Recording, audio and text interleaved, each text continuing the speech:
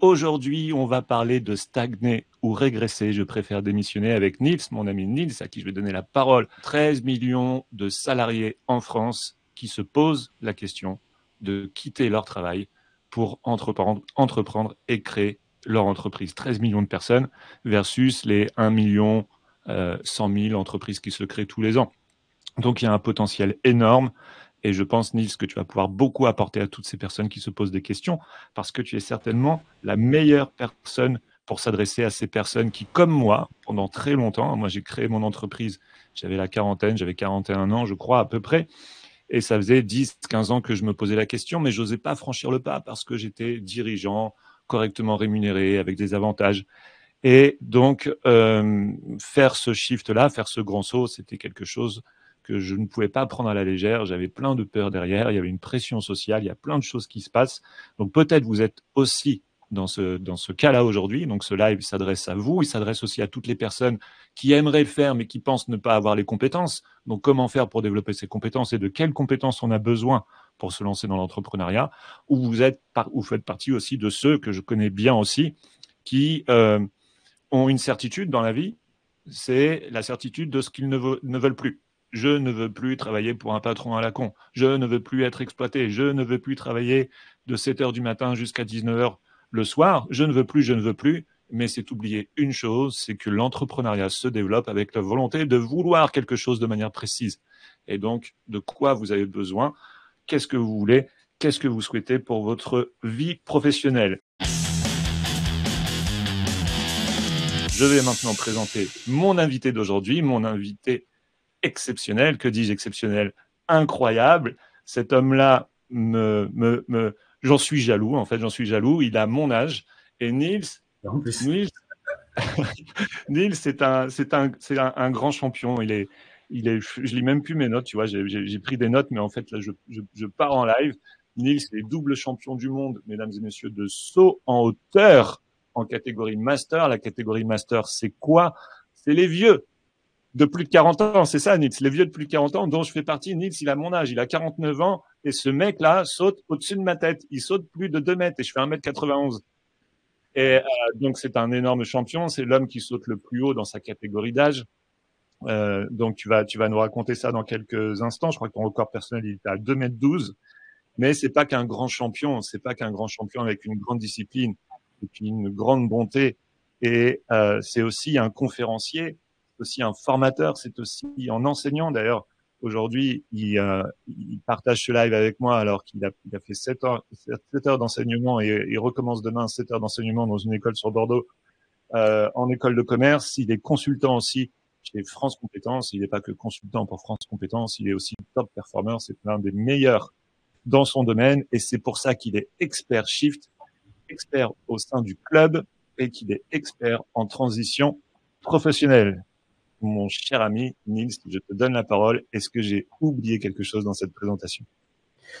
Ah non, tu as rien oublié, t'es génial. Merci Eric pour ton énergie, ta confiance. Je vais quand même compléter car effectivement, je suis aussi père de deux belles filles qui m'apportent beaucoup de bonheur, hein, qui ont 12 et 16 ans. Et effectivement, j'ai une passion qui me tient depuis des années, depuis plus de 30 ans, et qui m'a accompagné, qui m'a guidé, qui m'a transformé, qui m'a fait grandir, qui est le saut en hauteur. L'une des disciplines de l'athlétisme, le seul sport au monde où on finit non pas sur un échec, mais sur 3 échecs, donc très formateur. Et effectivement, dans la catégorie master pour les plus de 35 ans, c'est pas les plus vieux, c'est les plus matures, ceux qui ont une hygiène de vie, ceux qui sont les plus engagés dans leur discipline et les plus amoureux, parce qu'à cet âge-là, il faut pas seulement être performant et compétent, il faut être Fou. amoureux de sa discipline. Il faut être un peu fou, il faut continuer, parce qu'il y a quand même des blessures à gérer. Et tu l'as bien dit, j'ai été et je suis toujours, hein, ça on ne l'enlèvera jamais, triple champion du monde de 100 hauteur, catégorie master, en plus de 40 ans, et à 42 et 44 ans, j'ai sauté effectivement 2,04 m, qui est, vous pouvez vous tourner sur le côté, la hauteur d'une porte standard. Donc oui, imaginez une personne de 45-50 ans qui s'envole au-dessus de la porte sans la toucher. Sinon, la barre tombe, comme ça m'est arrivé il n'y a pas si longtemps, voilà, qui a été très douloureux, puisque quand une barre elle tremble devant vos yeux et qui tombe devant vous, On voit les images.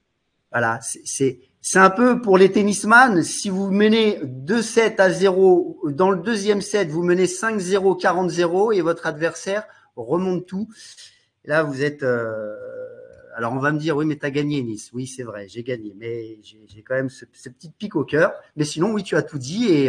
Et pour mon parcours professionnel, comme vous pouvez le voir sur mon site internet, j'ai 4 casquettes, l'enseignement, la formation, management, les conférences et conseils en transition de carrière avec l'habilitation France Compétences depuis 4 ans. 1500 personnes d'accompagner.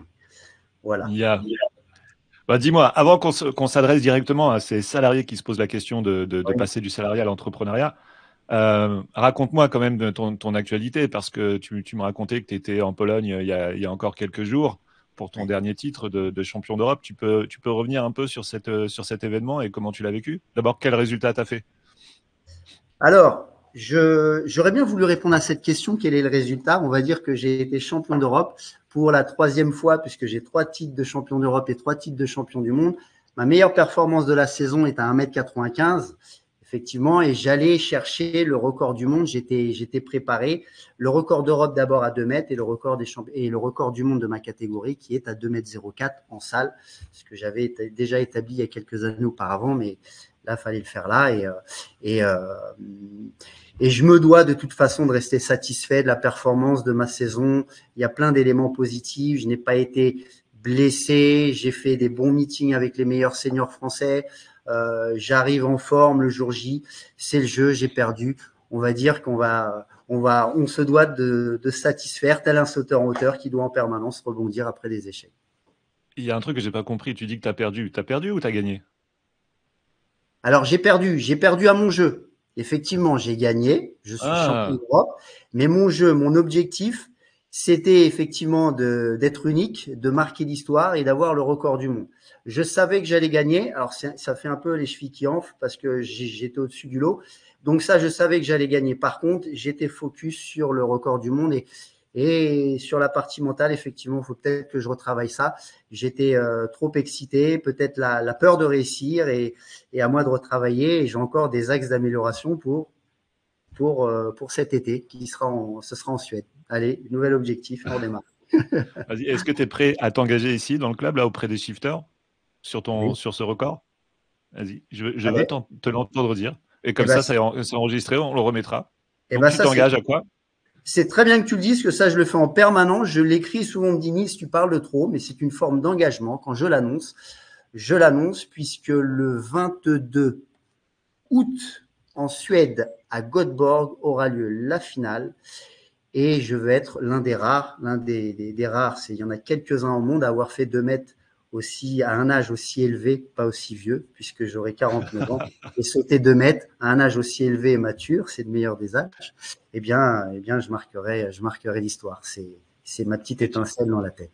et comme ça, avant qu'on adresse le sujet, mais moi, ça me passionne aussi. Tu veux sauter jusqu'à quand? Ah, je veux sauter jusqu'à quand alors? Mes filles grandissent, mes filles deviennent très fortes au saut hauteur. Il y a des compétitions en France, des Coupes de France par équipe, 2 filles, 2 hommes. Ce serait un plaisir de pouvoir partager ça avec mes filles et de monter sur le podium avec elles. Tant que la passion est là, on ne s'arrête jamais. Tant qu'on se fixe des objectifs, on ne s'arrête jamais. Et tant que la santé est toujours présente et que j'arrive à m'envoler sur une technique catastrophique où je vois les gens qui pourraient me dire bon Nice, là faut que tu arrêtes. J'ai toujours cette petite étincelle et cet envol, ce temps de suspension en l'air qui fait que j'ai un petit plus et j'ai un talent qui est quand même assez agréable au niveau des voilà pour les spectateurs. Et quand on me présente dans les grands meetings avec des gens qui ont 20 ans, je dis souvent il a presque 50 ans, ça pourrait être votre père. Et quand je suis à côté presque à les taquiner, c'est mon petit C'est beau. plaisir avant de reprendre le boulot. Bon, dis-moi, on va pas encore attaquer encore le sujet parce que alors là, c'est la première fois que j'ai un invité sur Shift. Ce qui m'intéresse aussi, c'est ton parcours. Ok. Mm. Shift, hein, pour ceux qui ne le savent pas encore, shifter, c'est l'art de basculer. Et dans nos vies, on a tous connu ces moments de shift, qui ont été des moments qui ont été importants, qui ont été des moments qui ont été charnières. Alors pour certains, c'est passer du salariat à l'entrepreneuriat, mais c'est bien plus que ça en vérité. Et donc, ça m'intéresse aussi. Tu as un parcours qui est brillant. Tu es un mec magnifique que j'adore. Euh, ça a été quoi pour toi ton shift, cette période d'incertitude, cette période de doute à un moment donné dans ta vie, si tu veux bien le raconter, et comment tu as réussi à shifter et quel enseignement tu pourrais nous partager sur ce que tu as vécu. Alors, effectivement, je vais vous raconter une histoire qui m'est arrivée. J'ai eu la chance de me marier avec mon ex-femme avec qui j'ai eu 2 enfants. Voilà, ça s'est terminé. Et j'ai eu la chance de rencontrer une autre personne où j'ai pris des risques. Je suis parti sur la région de Bordeaux et malheureusement, scénario catastrophe, je me suis retrouvé dans une situation catastrophique entre 2016 et 2019. Et au cas où vous auriez oublié, en mois de mars 2017, je suis champion du monde en Corée. Au mois de mars 2019, je suis champion du monde en Pologne. Et entre août 2016 et avril 2019, 2 ans et demi, 31 mois, 135 semaines, je les connais par cœur. J'ai été SDF. Alors, je le dis avec un petit sourire parce qu'aujourd'hui, ça me fait rire, mais je vous assure que pendant 2 ans et demi, ça a été très dur. SDF dans une région que je ne connaissais pas, à Bordeaux, éloigné de ma famille, séparé et distancé de ma famille, qui ont pris leur marque, qui ont pris leur distance, qui on les ont repris après, à part mes parents, mais sinon, ça a été une période très difficile et c'est là où j'ai pris conscience qu'il fallait que j'investisse sur moi. J'ai pris conscience que mon corps était ma première entreprise. Et là, j'ai pris les devants et je me suis dit, qu'est-ce que tu fais? Sois champion du monde, voilà, sois fier de toi, transmets aussi les valeurs à tes filles. C'était aussi un moyen de dire à mes filles, quand papa il est pas là, c'est pas papa il est SDF, il sait pas où il dort, il a pas de travail, il a rien, non, c'est papa il prépare les championnats du monde et aujourd'hui elles ont oublié cette période de SDF où ça a été pour moi, pour rien au monde, je voudrais, alors je vais dire pour rien au monde, je voudrais changer ma vie, mais ça m'a permis aussi de me transformer, d'apprendre à me connaître, d'apprendre à m'accepter, d'apprendre à développer ma confiance, aussi à la transmettre, à m'écouter, à écouter les autres, à partager et aussi à prendre les devants professionnels parce que je me suis dit, j'ai pas envie de faire un boulot où je vais vendre des fenêtres, où je vais vendre je vais faire le métier qui me plaît. Donc, faire la passion, pratiquer le son auteur, la passion où j'ai toujours été très fort et exercer un métier qui me plaît, ce serait pas génial? C'est ce que je fais aujourd'hui. Donc, merci à tous ces échecs, merci au son auteur et vraiment le son auteur m'a appris à toujours rebondir après des échecs et je crois que le bon Dieu m'a mis sur cette voie-là qui m'a beaucoup aidé, effectivement.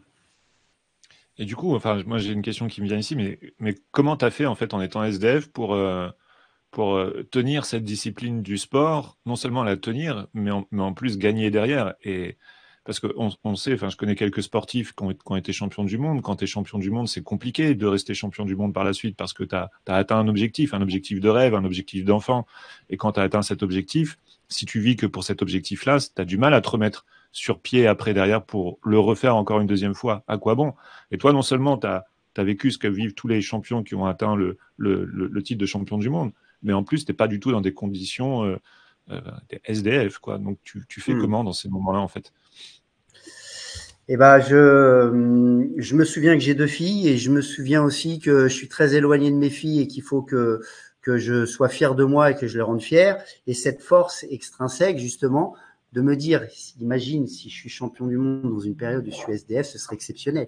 Mais si Nils, en plus, tu t'entraînes et que tu es encore plus professionnel que des professionnels, l'alimentation, le sommeil, la préparation physique, si je respecte tout, je peux même aller jusqu'à battre le record du monde.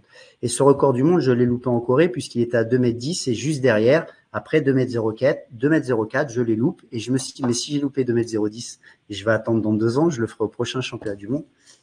Et l'histoire continue tout simplement, en même temps de me concentrer sur cette seconde carrière sportive, je me suis concentré également sur ma carrière professionnelle puisque j'avais des petits objectifs qui étaient réalisés, j'avais des petites satisfactions et de petites satisfactions on va vers la grande. J'étais dans une dynamique, dans un cercle vertueux, bénéfique, positif et finalement, ça m'a permis aujourd'hui, encore tout à l'heure, j'ai une demande pour une conférence dans le sud de la France, c'est génial. Et parce qu'ils ont envie d'entendre mon histoire, comment j'ai fait justement pour rebondir après tous ces échecs et me reconstruire et avoir une structure, une société qui tourne convenablement bien et qui peut toujours mieux se comporter. Alors, tu sais que dans les entrepreneurs, il y a beaucoup de SDF aussi, hein, des sans demande fixe, des sans demande fixe, et des entrepreneurs qui ont une grosse expertise, mais qui ont pas de clients récurrents. Et qui sont toujours dans cette angoisse de se dire est-ce que le mois prochain, je vais pouvoir sortir du chiffre d'affaires et sortir un chiffre d'affaires qui est suffisant pour que je puisse me rémunérer. Donc, toi qui as vécu, on va dire, quelque chose de dramatique, j'imagine, d'extrêmement angoissant, qu'est-ce que tu pourrais partager à ces entrepreneurs qui vivent ce côté SDF de sans demande fixe, sans pognon fixe, sans rémunération fixe, parce que ça, c'est quelque chose qui pourrait même être un frein en fait pour le salarié d'aujourd'hui qui lui est dans une certaine constance, une certaine sécurité de l'emploi, même si c'est de moins en moins vrai. Comment faire quand tu es entrepreneur et que voilà, t'as pas de récurrent, t'as pas de client récurrent, tu vis au mois le mois et tu sais pas trop où tu vas, quoi. Bah, je vais dire tout simplement, c'est facile à dire, mais de se rapprocher des personnes qui partagent les mêmes valeurs, qui vont vous comprendre, qui vont vous écouter, qui vont vous donner les moyens, j'ai pas dit financiers, mais qui vont vous accompagner, vous guider, vous encourager pour aller vers votre objectif, vers votre rêve.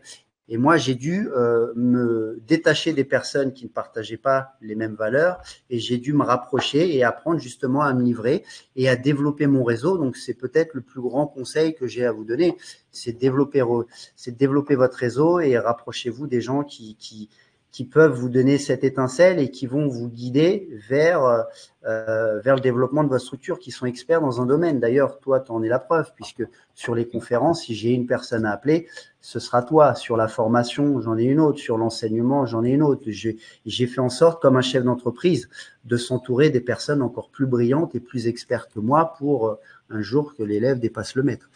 Et voilà. Ouais, c'est tout à fait juste ce que tu dis, hein. Le sentiment de solitude, c'est le sentiment absolument à combattre dans la société d'aujourd'hui.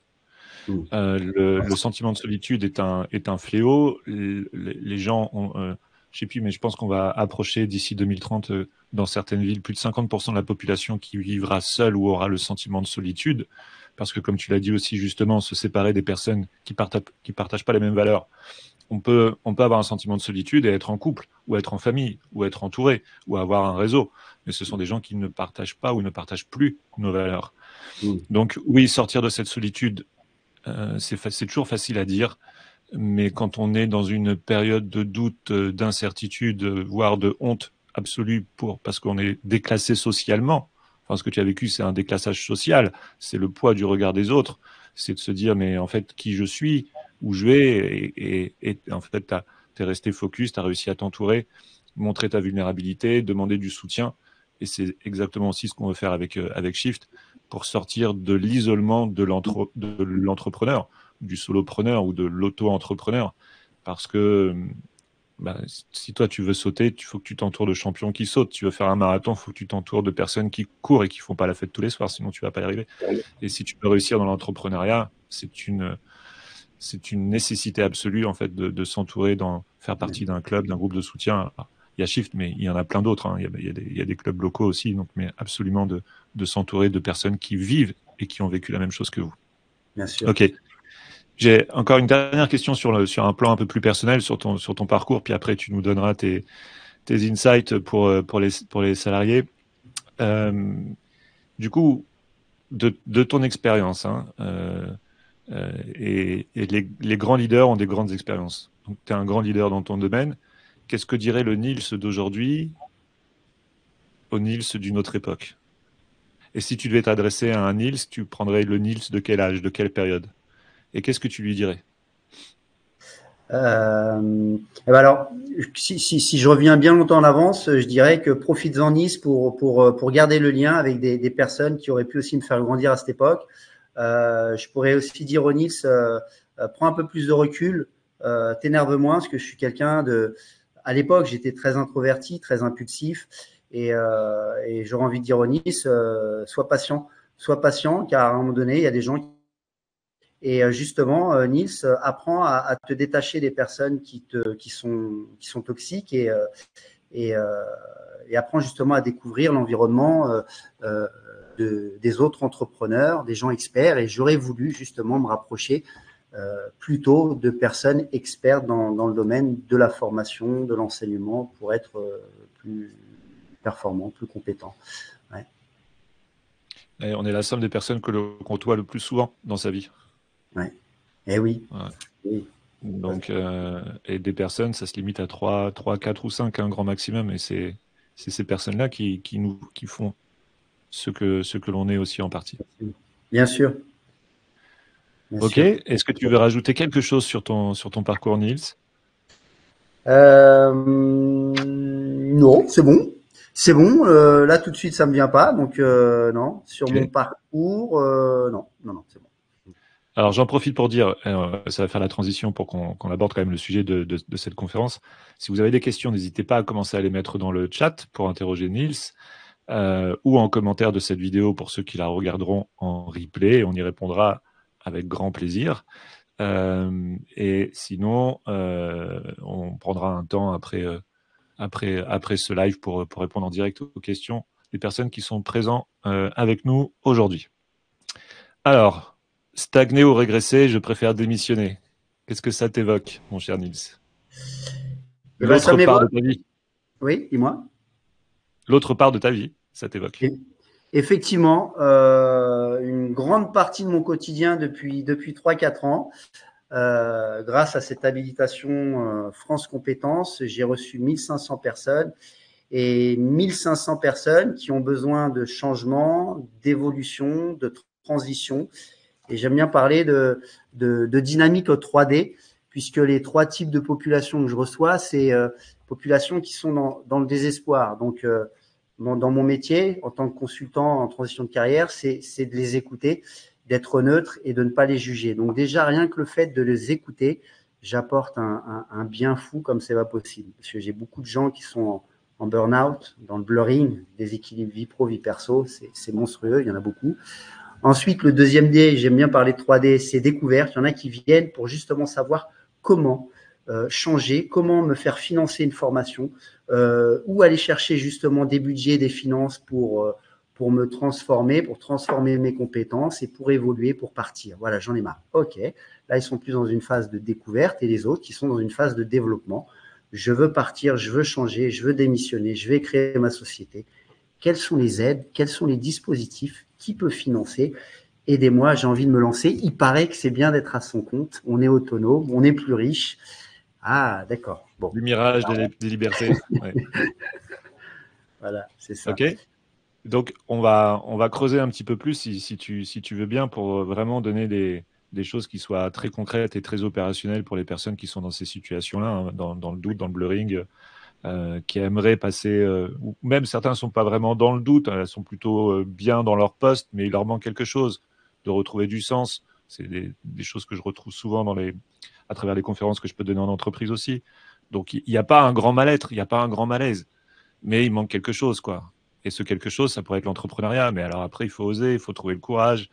Voilà. Donc, on va rentrer plus en détail là-dessus, parce que tu m'as appris, en préparant ce live, tu m'as appris quelque chose que je ne savais pas. J'imagine, si je ne le sais pas, il y a plein d'autres qui ne le savent pas non plus. C'est qu'aujourd'hui, on peut démissionner et créer son entreprise. Alors ça, j'étais sur le cul, en fait, quand tu m'as expliqué ça, parce que moi, j'ai toujours connu dans l'entreprise le dicton qui disait toujours, il faut jamais démissionner tant que tu n'as pas retrouvé quelque chose. Et que si tu démissionnes, bah, tu n'as plus le droit aux ARE, aux aides de retour à l'emploi, tu n'as plus le droit au chômage. Donc, tu te mets dans une situation très, très compliquée si c'est toi qui démissionnes de l'entreprise. Donc là, j'avais tout faux. Enfin, j'ai tout faux maintenant. Alors, effectivement, pour clarifier, il y a 2 grands dispositifs qui plaisent énormément aux salariés qui viennent me voir.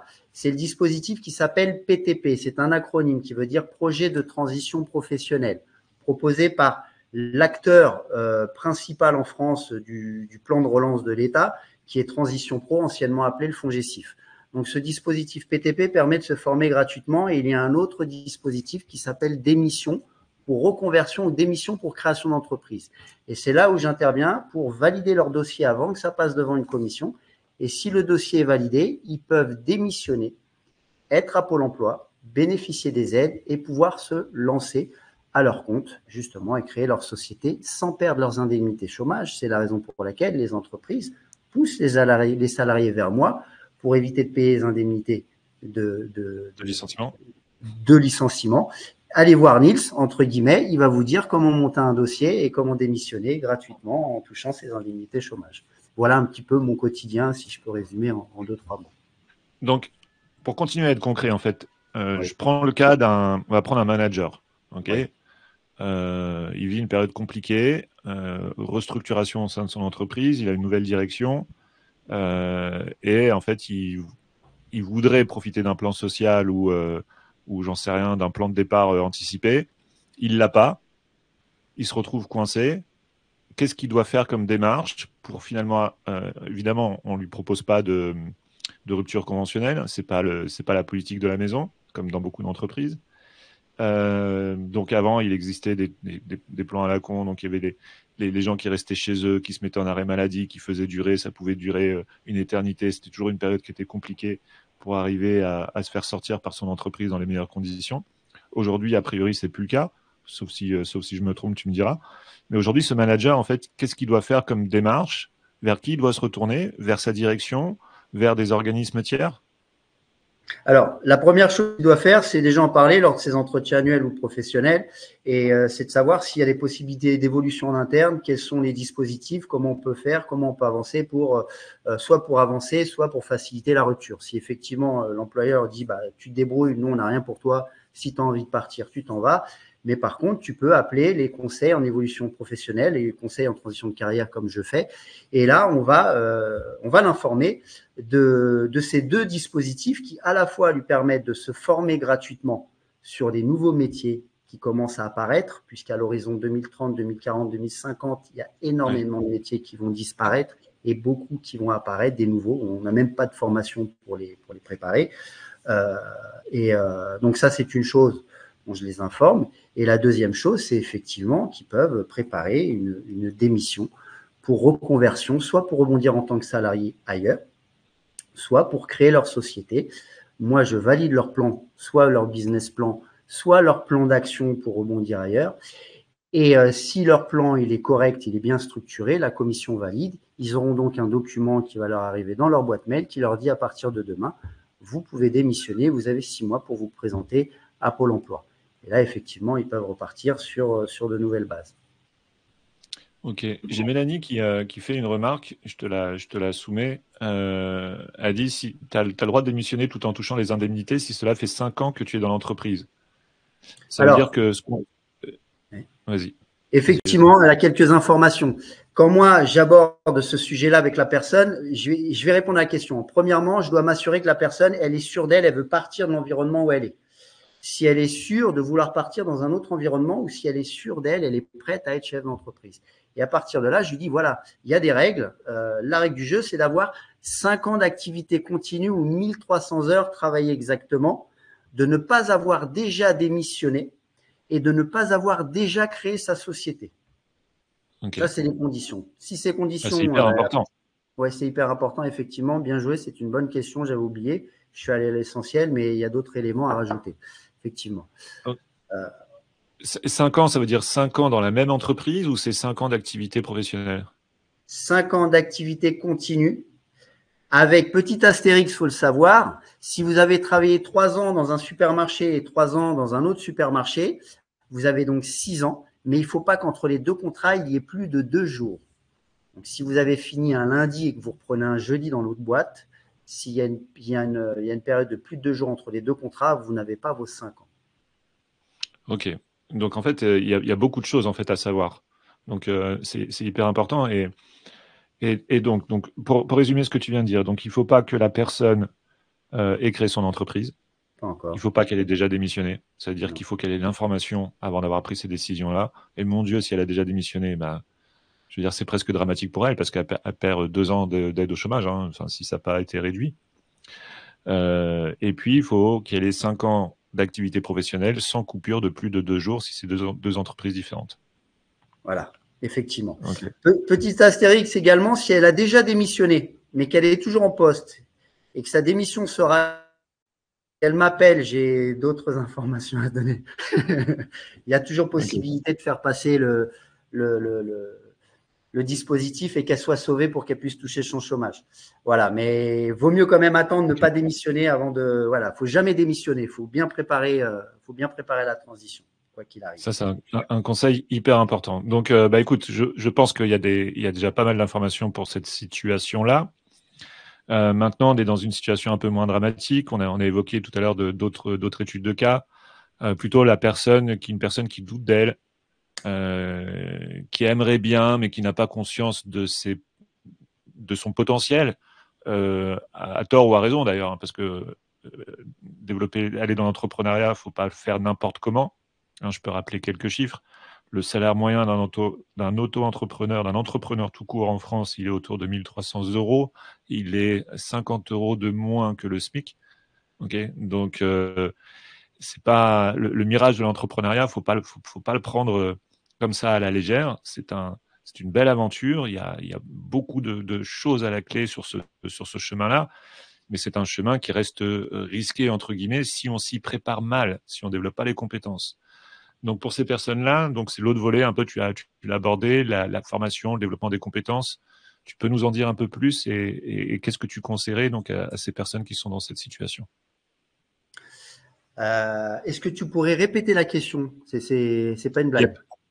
Ok. Donc, le cas, c'est la situation d'une personne qui est dans une entreprise, oui, qui aimerait éventuellement quitter l'entreprise pour se mettre à son compte. Je sais pas, je sais pas, être coiffeur, ouais, esthéticien, développer, être carrossier ou j'en sais rien.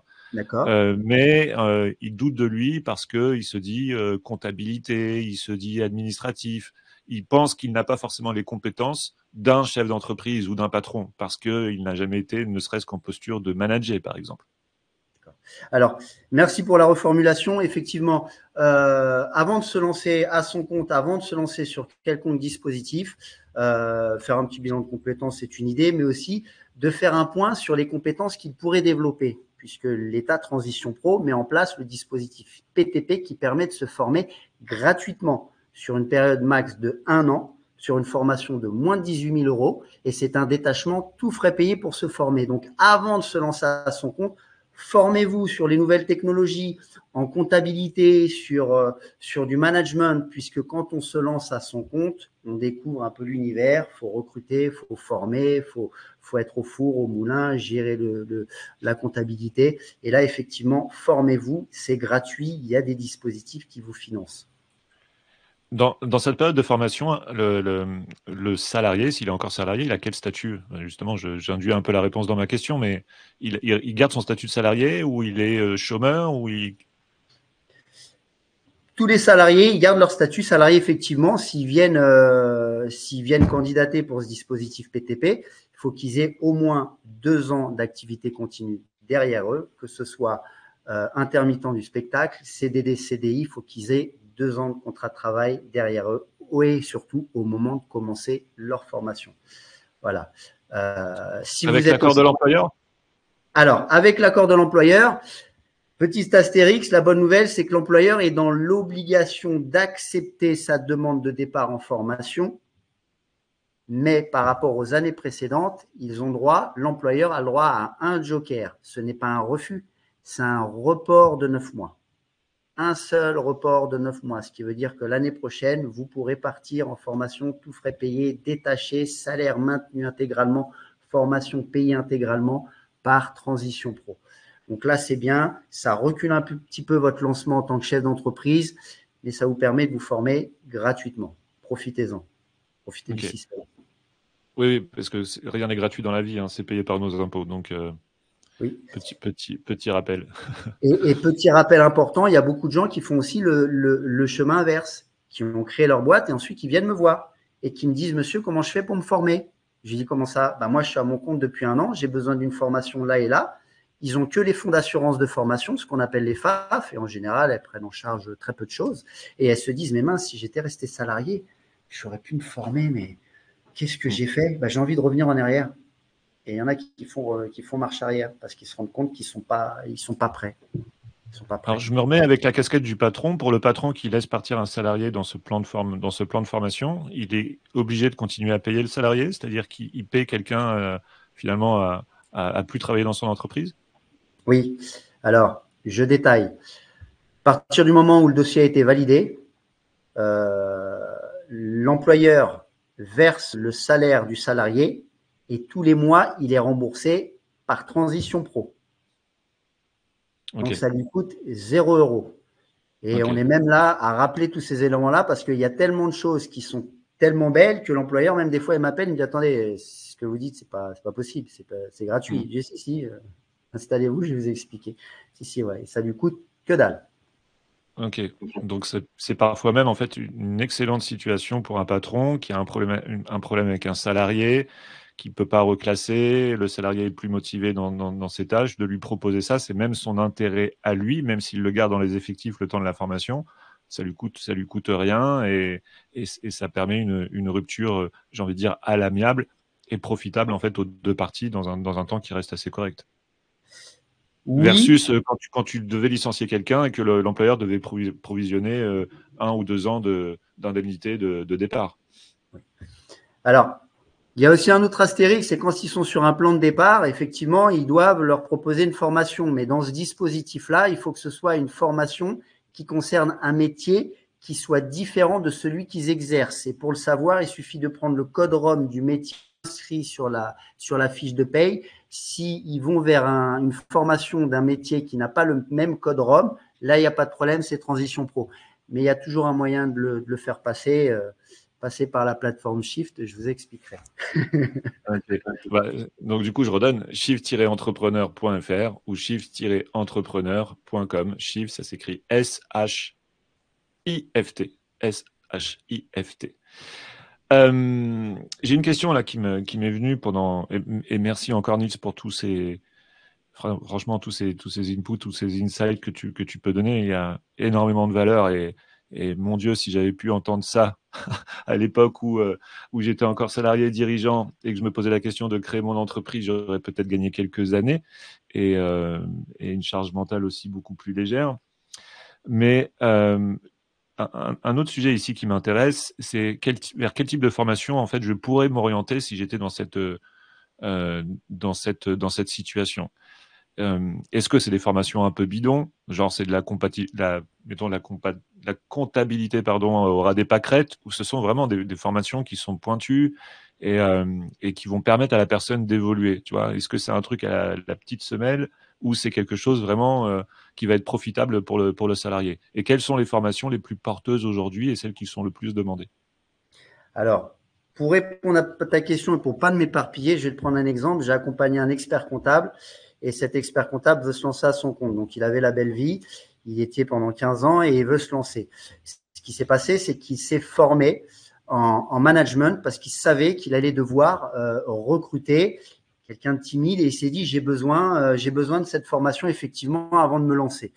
Et toutes les formations que vous allez suivre ont des niveaux, des codes RNCP. Donc, en fonction de votre niveau d'études, vous pouvez faire une formation en comptabilité de niveau bac comme de niveau bac plus 5.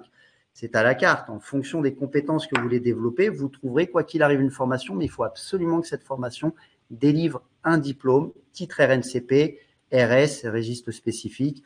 Et il faut que la formation puisse lui servir, pas seulement profiter du système pour faire une formation en électricité comme certains me disent, juste pour retaper la maison. Je leur dis non, ça passera pas. Il faut que ça vous serve et il faut que vous ayez une vision à 2 ans, 5 ans, où est-ce que vous voyez avec votre entreprise et quelles sont les compétences que vous pouvez déjà préparer maintenant. Pensez à dans 5 ans, 10 ans. C'est maintenant qu'on le prépare. Les efforts de maintenant font les résultats de demain. Ok. Donc les formations les plus demandées, c'est autour du management alors? C'est ça que tu dis? Alors, Ou il y a des formations qui sont très intéressantes que tu conseillerais, ou évidemment chaque cas est particulier, mais ouais. Alors le top 5, je vais dire, c'est tout ce qui est lié à l'immobilier, aux ressources humaines, à l'assistanat et électricité, plomberie, chauffagiste. Alors on est vraiment dans tous les secteurs. Mais ceux-là, je vais dire que c'est le top 5. J'en ai au moins une par semaine, car ce sont des métiers qui sont d'actualité et qui recrutent énormément. Et là, il n'y a pas de souci pour faire financer, entre guillemets, hein, faut pas qu'on m'entende, mais il y a de très grandes chances qu'on vous finance votre formation pour qu'ensuite vous puissiez vous lancer soit en tant que salarié, soit à votre compte. il y a un grand mouvement dans nos sociétés aujourd'hui, c'est tout ce qui est entreprise de l'économie sociale et solidaire, les entreprises à impact. C'est quelque chose qui me tient à cœur, c'est que je suis président de l'association des coachings du cœur. Je rappelle que 10% des bénéfices de Shift seront versés à une association qui aide les entrepreneurs. Donc, j'essaie de faire ça à mon humble niveau. Pour un jeune ou un moins jeune, hein, mais je pense aux jeunes parce qu'il y a des mouvements comme ça autour du slow business, de retrouver du sens aussi à travers l'entrepreneuriat. Quel type de formation existe-t-il aujourd'hui qui nous permettrait d'avancer sur soit les chemins associatifs ou de l'entreprise économique, sociale et solidaire? Alors, je vais pas pouvoir te satisfaire sur cette question parce que je ne le sais pas. Il faut que vous utilisez votre compte CPF. Hein. Il y a un moteur de recherche dessus. C'est un peu le supermarché de la formation en France. Et en fonction des mots-clés, vous allez effectivement trouver. Mais là, je n'ai pas de, j'en ai d'ailleurs pas validé. Je crois que j'en ai validé aucune. Ouais. Pourtant, effectivement, il y a de quoi faire. En tout cas, il y a des prêts d'honneur. On prête de l'argent pour les gens qui veulent investir dans les secteurs qui sont liés à la santé, effectivement, dans ce domaine-là. Effectivement, qui peut aller jusqu'à 50 000 euros, proposé par le réseau Initiative Île-de-France, pour votre info. Ok, nickel. On va revenir sur donc on a parlé de la personne qui se fait chier dans son taf, qui a un manager à la con et qui est vraiment en situation difficile, pas forcément au burn-out, mais en pré-licenciement quelque part ou en pré-démission parce que de toute façon il imagine aucun avenir dans cette entreprise-là, aucune perspective de développement. On a parlé de la personne qui devait développer ses compétences pour éventuellement faire le grand saut, le grand shift. Il nous reste le troisième cas à aborder de la personne qui est dans le doute, qui a peut-être les compétences, pour le coup, qui a déjà acquis un certain nombre d'expériences. Hein, si on reparle de l'expert comptable, imaginons que lui, il ait déjà les compétences de manager, mais par contre, c'est le mindset qui ne va pas, en fait. Qu'est-ce que lui, il peut faire? Comment il peut être aidé? Et comment tu t'adresserais ou comment tu t'adresses à ce type de profil? Alors, dans ce métier que j'exerce, il y a toujours un premier rendez-vous d'information qui dure 1 heure et quart. Et ensuite, effectivement, il y a les rendez-vous d'accompagnement. D'où mon diplôme de top performer, puisque l'important, c'est de créer ce climat de confiance. Et les gens qui sont dans le doute, ils savent pas à qui s'adresser. On va leur dire fais ceci, fais cela, mais ils ne connaissent pas la vie de la personne. Alors que moi, je suis quelqu'un de neutre, je ne vais pas le juger, je vais l'accompagner, je vais l'aider et je vais l'inciter à se poser les bonnes questions. Et c'est là où il va y avoir une forme de coaching avec elle, pour que déjà je puisse être sûr de ce qu'elle ne veut plus et de là où elle veut aller, de l'univers dans lequel elle va se faire plaisir, elle va se lever le matin en se disant je me lève, je veux faire ce métier-là. Et si elles ont un doute, c'est effectivement de tomber sur le bon conseiller ou d'apprendre ou de s'ouvrir au coaching, effectivement, puisque là, on travaille sur son mental. Hein. Il y en a beaucoup, mais rien que le fait de les écouter et de les informer de leurs droits, des options, ça les fait déjà grandir et ça leur fait gagner beaucoup de confiance parce qu'il y en a beaucoup qui perdent en confiance. Ils sont rattachés soit aux gens de la famille qui leur disent fais ceci, fais cela, tu vas voir, c'est génial. Et dans le boulot, il y en a, ça se trouve, ils leur disent même pas bonjour, t'es un bon à rien, vas-y, va-t'en, tu peux y aller, on n'a plus besoin de toi. Personne, elle est perdue, on est comme un soleil pour eux, on les écoute, installez-vous, je vais vous aider. Et cette phrase, installez-vous, je vais vous aider, c'est oh, merci monsieur. Ça fait la différence. Eh oui. Et donc dans ce cas d'accompagnement qui n'est pas vraiment une formation, le modèle financier, c'est pareil, c'est financé aussi par l'État ou par des organismes tiers. Comment ça? Ou alors il y a de l'argent à sortir de sa poche? Non, c'est 0 €, c'est gratuit. C'est un service gratuit. D'ailleurs, je le rappelle que lors de tout entretien professionnel qui est obligatoire, parce que l'annuel n'est pas obligatoire, on doit informer les salariés qu'ils ont un conseil en transition de carrière, un conseil en évolution professionnelle qui va leur informer des droits et surtout qui va les écouter et qui va les aider justement à changer, à shifter. Et ça, faut qu'il le fasse. Il faut qu'il le fasse, effectivement. Ok. Donc, pour résumer, en fait, on vit dans un pays qui est magnifique. Parce que c'est vrai qu'on a tendance à se plaindre et on a plein de bonnes raisons de se plaindre. Mais quand on parle d'entrepreneuriat, aujourd'hui, on facilite quand même la vie d'une personne qui est salariée pour devenir entrepreneur. Je rappelle qu'on peut lui payer en fait un développement de compétences pour créer son entreprise. Je rappelle que créer son entreprise en France, ça ne coûte strictement rien ou très très peu, et ça peut se faire en quelques jours, seulement en quelques jours, et que maintenant il existe enfin, tous les partenaires sont décentralisés, on peut avoir un comptable décentralisé, voilà, donc c'est vraiment facile aujourd'hui de créer son entreprise. Et en plus, depuis très peu, depuis quelques jours, est né le Club Shift, qui permet en plus à ces jeunes entrepreneurs de pouvoir se développer et d'évoluer avec d'autres entrepreneurs. Donc en fait, on a toutes les bonnes raisons du monde de se lancer dans l'entrepreneuriat, parce que c'est enthousiasmant, comme dirait mon fils, que c'est une belle aventure, que c'est du no limit, hein. On brise ses chaînes, c'est un apprentissage quotidien. On n'est pas dans un état d'esprit de se dire est-ce que je vais avoir mon augmentation de 100 balles sur l'année prochaine, de savoir que dans 4 ans ou 5 ans, on sera éventuellement au même poste, voire pire, au même poste, mais dans un autre lieu géographique, parce qu'on sera muté, parce que c'est inévitable qu'on soit muté, qu'on n'ait pas de perspective d'évolution, qu'on ait très peu de perspectives d'apprentissage, si ce n'est sur des formations qui soient purement des formations techniques qui servent uniquement dans le cadre de notre travail et jamais dans le cadre de notre vie privée. Donc oui, je dis pas que le salariat c'est mal. Je dis que comme le salariat comme l'entrepreneuriat, il y a les défauts, il y a les qualités, mais que dans l'entrepreneuriat, on peut vivre les choses de manière complètement différente. C'est vrai qu'on est son propre patron, c'est vrai qu'on doit se gérer, qu'on doit avoir une certaine discipline, mais qu'on n'est pas obligé d'enquiller le taf à 8 heures le matin et de finir à 18 heures. Et encore, quand on finit à 18 heures, des fois, on a son manager qui dit quoi? Déjà, tu prends ton après-midi, le truc qui est particulièrement agréable, mais ça, c'est du vécu et de très souvent entendu.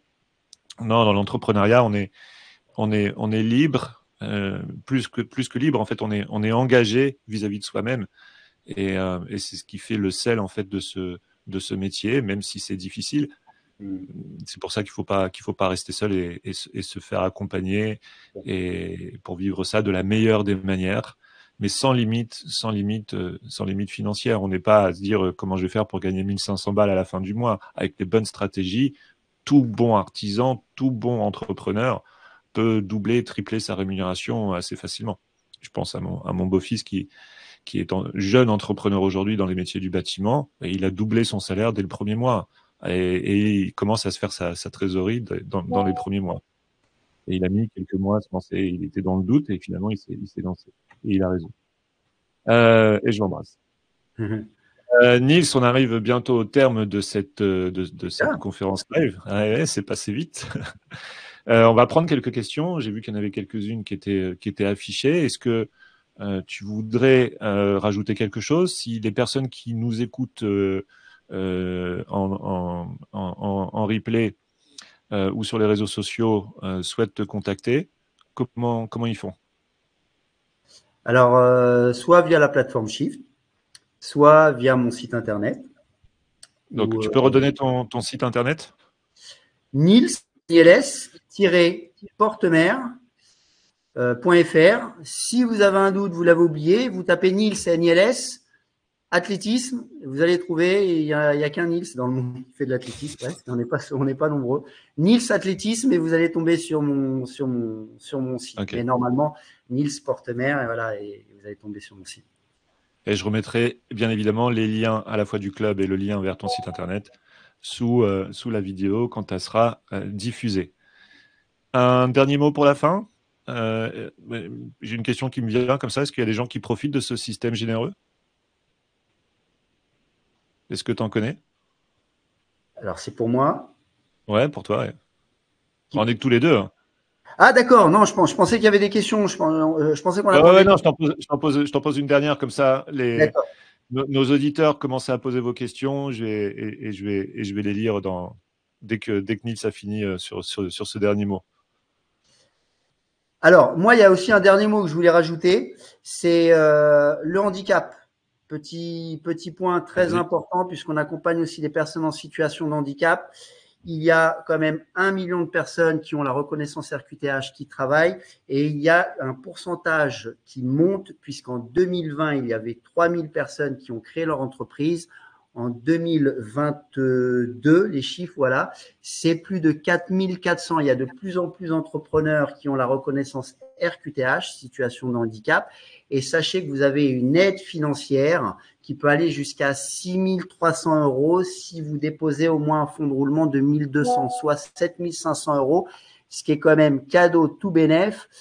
Ça, demandez à la GFI, bien entendu. Et il y a quand même une condition, c'est d'avoir un business plan qui tient quand même la route et de ne pas vendre la société avant 3 ans, en tout cas, de ne pas la fermer. Donc, quand même, petit clin d'œil, puisque les personnes en situation de handicap ont le droit aussi à des avantages et à plein de dispositifs et plein d'aides financières comme vous, salariés. Voilà, c'était. Génial. Bah écoute, Je veux le Nils, dire. je te remercie pour la richesse de ton intervention. Je vais te lire quelques questions sur Oui. les dernières minutes. Alors, j'ai une question de Mélanie, qui est assez longue, donc je vais t'expliquer la situation. Donc, Mélanie dit, j'aurai 2500 euros de chômage pendant 6 mois. J'ai besoin de 3500 euros par mois pour payer toutes mes dettes et charges. Comment faire pour avoir 2500 euros de chômage et compléter avec 1000 euros de chiffre d'affaires? Avec du portage salarial comme Omnicité, Prium Portage, Copanam, auto-entrepreneur, France Travail déduit-il le chiffre d'affaires des 2500 euros ou laisse jusqu'à l'ancien salaire? Alors, je ne sais pas Alors, si c'est. elle, Je vais arrêter la question ici déjà pour que tu puisses répondre. alors, si j'ai bien compris, j'aimerais savoir aussi si elle a eu une rupture conventionnelle. Est-ce que la société, elle a été créée avant qu'elle soit au chômage? Ok, donc je vais laisser Mélanie répondre, je te dirai la réponse. Euh, France Travail nanana, déduit, ça je l'ai dit. Donc elle dit que sur Internet, elle voit des choses, des informations contradictoires. Créer une euh, SASU, licenciement économique, la réponse de Mélanie. Donc du coup, je te laisse poursuivre ta réponse. d'accord. Alors, si tu as, Mélanie, déjà créé ta société avant d'être au chômage, il faut savoir que tu peux cumuler ton art, aide au retour à l'emploi, et si tu factures suffisamment, tu vas pouvoir cumuler l'art plus ce que tu te verses en salaire. Il faut juste que tu n'aies pas, faut que ton revenu ne soit pas supérieur à ce que tu touchais avant. Sinon, tes Ok. arts vont descendre. Voilà. Après, à ce niveau-là, je préfère l'orienter directement vers un expert comptable. Moi, ce que je lui souhaite, c'est de développer son chiffre et d'être le moins dépendant possible de Pôle emploi, parce que ce sera un frein. Je dis pas que c'est un boulet, mais ça va vous retarder dans la transformation de votre structure. Il faut tout de suite fuir Pôle emploi au maximum. Euh, je vais compléter ta réponse, Mélanie, pour te donner un peu ce que moi j'en sais aussi. Tu me dis, Nils, si jamais je me trompe, mais effectivement, tu as le droit aux ARE donc, pendant la création de ton entreprise, puisque tu es licencié économique. Donc, à moins que ce soit pour faute lourde, normalement, tu y as le droit. Du coup, ce qu'il faut, c'est mettre en trésorerie. Parce que moi, ce qui me semblait, c'était que si jamais tu te versais un salaire, c'était déduit de tes ARE. Parce que, évidemment, finalement, tes ARE sont quand même relativement proches de ton salaire, de ton ancien salaire, à quelques centaines d'euros près. Et que si tu te verses un salaire, tu vas te payer un salaire, mais ça aura déduit les ARE jusqu'à l'équivalent de ce que tu gagnais avant. Donc, en fait, tu vas y perdre, bien souvent.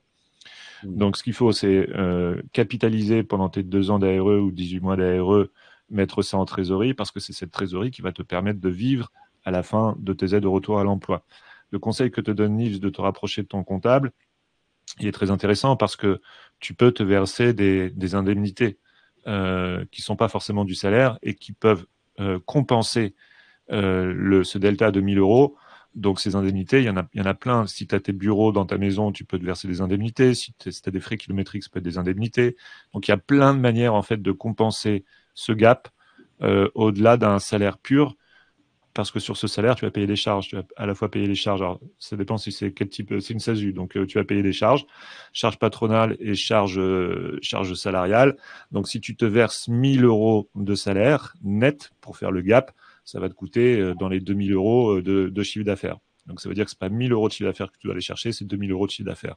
Mais par contre, si avec ton comptable, tu trouves les leviers pour te verser des indemnités liées à ton activité professionnelle, tu dois pouvoir arriver à compenser ce gap-là à peu de choses près et donc être confortable pour toi et te focaliser sur le développement de ton entreprise et sur la capitalisation de ta trésorerie. 2 ans, ça va super vite. Ça, c'est un conseil que je peux donner. Le nombre d'entrepreneurs, 80% des entrepreneurs, auto-entrepreneurs, solopreneurs, SASU, qui doivent fermer leur entreprise le font dans les 18 mois. Pourquoi? Parce qu'ils arrivent au terme des 24 mois, ils n'ont pas réussi à se constituer une trésorerie suffisante pour se libérer des ARE et vivre de leur entreprise derrière. Donc ça, c'est un grand drame. Donc, il faut commencer tout de suite. Et j'invite tous les créateurs d'entreprises, tous les jeunes créateurs d'entreprises, les solopreneurs, les auto-entrepreneurs, ceux qui veulent démarrer leur SASU, de tout de suite, en fait, démarrer leur business dès le premier mois. Ne perdez pas trop de temps dans X formations. Enfin, 24 mois pour créer sa trésorerie, ça passe à une vitesse fulgurante. Et développer un business, ça ne se fait pas du jour au lendemain. Okay, sauf si vous avez des réseaux, dépendamment de ce que vous avez fait avant. Voilà, donc je vois que cette réponse est complétée aussi par Sandra. Bonjour Sandra. Je lis la réponse de Sandra parce que c'est lié à la question, donc ça peut intéresser des gens. Je confirme qu'en CSP, on peut cumuler l'indemnisation chômage et une activité à partir du moment où l'entreprise a été créée avant la rupture du contrat de travail et que le statut n'est pas auto-entrepreneur. Voilà. Okay. Donc, mais ça doit être dans la limite du salaire que l'on avait avant, j'imagine. Oui, c'est ça. Tout est dit. Si, c'est bien. Si. Okay. Dans ce cas, Sandra complète, dans ce cas, entrepreneur en SASU, par exemple, il suffit juste de déclarer qu'on ne se verse ni salaire ni dividende tant qu'on touche une indemnisation. Ok, donc c'est ce que je disais. Il faut en fait faire une autodéclaration pour le dire qu'on ne se verse aucun salaire. Du coup, on peut capitaliser et se créer la trésorerie. Ok, merci beaucoup Sandra pour ce complément. Alors, j'ai une autre question. Est-ce que le droit à l'erreur est applicable au dispositif PTP, tout comme celui qui est autorisé aux impôts? Puis-je demander à Pôle emploi de revoir sa décision pour m'octroyer l'ARE puisque j'ai démissionné pour créer ma micro-entreprise? Alors là, il y a plusieurs dispositifs de mélanger. Le PTP ne peut être accessible qu'aux gens qui sont en poste, qui sont salariés. Donc, si elle est au chômage, elle ne peut pas en bénéficier. Maintenant, si elle est à temps partiel, qu'elle cumule chômage en temps partiel et qu'elle y est depuis plus de 2 ans dans la société, effectivement, il y a une voie parallèle, on peut toujours s'en sortir, mais là, il faut faire une demande, son salaire va être calculé par rapport aux 24 derniers mois, aux 12 derniers mois plutôt. Mais j'ai besoin de savoir, est-ce qu'elle est au chômage ou est-ce qu'elle est encore salariée? Parce que là, c'est 2 discours différents. Écoute, cette personne fait partie du club. Je l'invite à t'envoyer un MP directement au sein du club et puis comme ça, tu pourras lui répondre. Alors, il y a Mélanie qui rajoute « Donc, je dois créer mon entreprise avant mon licenciement économique fin avril. » Vous disiez le contraire avant, qu'il ne faut pas avoir créé l'entreprise avant de toucher le chômage. 2 infos contradictoires que j'ai vues sur Internet. Alors, peut-être que je me suis mal exprimé. Quand j'accompagne les personnes en démission pour création d'entreprise, il faut avoir 5 ans d'activité continue, ne pas avoir démissionné et ne pas avoir créé la société. Et là, en fait, on va proposer un business plan, un dossier pour que la commission valide qui vous donne ce petit sésame pour aller à Pôle emploi. Par contre, si une personne s'est fait licencier et que très bien, elle a droit à ses indemnités, elle va aller au chômage, mais que depuis 6 mois, elle a déjà créé sa boîte, elle ne passe pas par moi pour convaincre une commission. Elle a créé sa boîte avant, elle va au chômage, là, elle a le droit de cumuler. Mais si tu passes par moi pour avoir ce petit sésame à la Pôle emploi, il ne faut rien avoir créé, pas avoir démissionné. Effectivement, ce n'est pas les mêmes avantages. Donc les deux chemins sont possibles, ce n'est pas les mêmes interlocuteurs. Voilà, les 2 chemins sont possibles et moi, ce que je vous propose, c'est toujours de négocier une rupture conventionnelle. Comme ça, vous êtes libre et vous ne passez pas par moi pour déposer un dossier et convaincre une commission. Et ce que Mélanie dit, c'est qu'elle va être officiellement licenciée fin avril. D'accord, très bien. Mais quand le process, il est commencé, le process de licenciement, il est commencé, il a encore temps de te voir ou pas? Mais si elle va être licenciée, elle n'a plus besoin de moi. Elle n'a plus besoin de moi. Si c'est quelque chose qu'elle a voulu et qu'elle va être licenciée, alors elle n'a pas voulu, c'est Pôle emploi qui va prendre le relais et là, Et là, elle touchera César, et qu'elle n'hésite pas aussi à demander l'ARS. Hein, ça peut être pratique aussi pour le fonds de roulement. Je ne sais pas si on l'a abordé d'ailleurs, l'ARS. Non, on ne l'a pas abordé. Non, on n'en a pas parlé. Si tu peux en dire un mot. Hein, de toute façon, on n'est pas Alors, à 10 000 près. La différence entre l'AR, ARE, l'ARS, ARCE et l'ACRE, ACRE, c'est que l'AR, ce sont vos indemnités de chômage. Vous êtes à Pôle emploi, vous avez vos indemnités, c'est entre 60 à 70% de votre salaire. L'AR, c'est pour votre création d'entreprise. On ne peut pas cumuler les deux, puisque l'AR, ça permet, si vous touchez 2 000 € par mois chez Pôle emploi, vous multipliez par 24, ça fait une certaine somme, et bien l'AR vous permet de toucher 60% de cette somme pour vous lancer dans votre entreprise, et 6 mois plus tard, vous touchez les 40% suivants. Ça permet justement de se lancer, d'avoir un fonds de roulement. Ça, c'est l'ARS. Mais on ne peut pas toucher l'ARS, ces indemnités, puisque c'est pas possible de cumuler deux. Et l'ACRE, c'est une demande, rien à voir avec Pôle emploi, c'est une demande qui se fait auprès de l'URSSAF. C'est tout simplement un dispositif d'exonération des cotisations qui vont jusqu'à 50%. C'est 50% pour tout entrepreneur. Pour tout autre statut, c'est jusqu'à 30 000 €, vous avez 50%, et ensuite c'est dégressif entre 30 à 40 000 € de chiffre d'affaires, et au-dessus de 40 000 € de chiffre d'affaires, vous n'avez pas le droit d'exonération, donc pas besoin de faire de documents auprès de l'URSSAF pour bénéficier de l'ACRE. Ouais, c'est hyper intéressant, et puis il y a plein de situations qui sont possibles, parce qu'on n'est pas obligé de créer une SASU pour sa première entreprise. On peut démarrer en auto-entrepreneur. Voilà. Pour se faciliter la vie, et puis basculer son auto-entreprise en SASU quand on a un chiffre d'affaires qui commence à dépasser je ne sais plus quel montant. Tout dépend si c'est une entreprise de service ou de vente de produits. Mais en tout cas, il y a énormément de choses. Il y a beaucoup de questions autour de ce sujet-là. Les réglementations changent. Ces dispositifs, ils datent de quand, Nils ? Ce dont tu parlais là, notamment le fait de pouvoir remplir un dossier de démission pour quitter son entreprise propre. Depuis, alors, faut pas que je dise de bêtises si on m'entend, mais normalement, c'est au moins depuis 2019 pour le dispositif d'émission. Okay. Pour le PTP, ça existe depuis des années, ça a été remodelé déjà depuis 15-20 ans. Allez, je sais pas depuis combien de temps, mais énormément de temps. Mais effectivement, le dispositif d'émission pour reconversion ou création d'entreprise, c'est justement pour aider tout salarié à se lancer à leur compte, ou si tout simplement pour les aider à faire une transition professionnelle, de changer de métier, d'un métier qui va disparaître vers un autre qui va apparaître, et c'est le plan de relance établi par l'État. Ok, écoute mon cher Nils, si il vous reste des questions, si vous faites partie du club, n'hésitez pas à interroger Nils directement au sein du club. Si vous n'en faites pas partie, vous pouvez rejoindre Nils au club. Vous avez la possibilité d'avoir un statut de membre invité, donc vous n'avez rien à payer, vous n'êtes pas obligé d'être adhérent pour interroger Nils. Vous allez sur shift-entrepreneur.com ou shift-entrepreneur.fr. On va aussi taper Nils Portemer pour tomber sur le site de Nils si vous voulez lui demander une extraordinaire conférence, une formation ou des conseils en direct. Quant à moi, il ne me tient plus qu'à vous remercier, à te remercier Nils, à te dire un grand merci pour cette première sur Shift. Naviguant vers l'horizon d'un futur sans frontières, où chaque rêve détient le potentiel de devenir réalité, Shift se révèle comme l'architecte de votre succès entrepreneurial.